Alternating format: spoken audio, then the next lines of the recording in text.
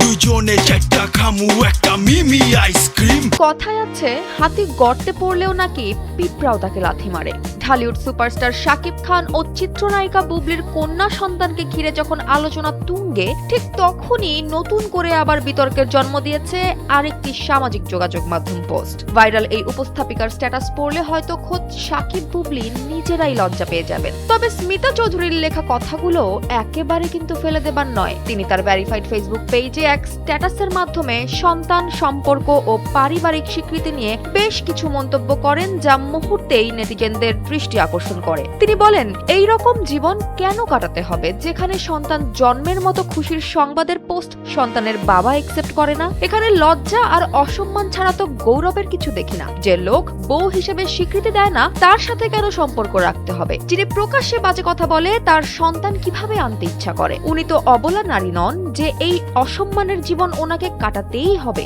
এরপর তিনি সাকিবের বাচ্চাদের ইঙ্গিত করে আরো বলেন, বাচ্চাগুলো এরকম বিশ্রী ভাবে বড় হচ্ছে, ওদের মানসিকতা কি হবে বড় হওয়ার পর? একটি সন্তানের জন্মের মতো আনন্দের খবরের পরও যদি পরিবারের স্বীকৃতি ও গ্রহণযোগ্যতা নিয়ে প্রশ্ন থাকে, তবে সেই সম্পর্ক কতটা স্থায়ী বা গ্রহণযোগ্য? তার এই পোস্ট ঘিরে ইতিমধ্যেই শুরু হয়েছে মিশ্র প্রতিক্রিয়া। কেউ একে ব্যক্তিগত মতামত হিসেবে দেখছেন, আবার কেউ কেউ বলছেন বিষয়টি অপ্রয়োজনীয় বিতর্ক তৈরি করছে। এর আগে বুবলি সামাজিক যোগাযোগ মাধ্যমে জানান, গত 11ই মে তাদের কন্যা সন্তান জন্ম নেয়, যার নাম রাখা হয়েছে শার্লিন খান। একই পোস্টে তিনি শাকিব খানকেও ট্যাগ করেন।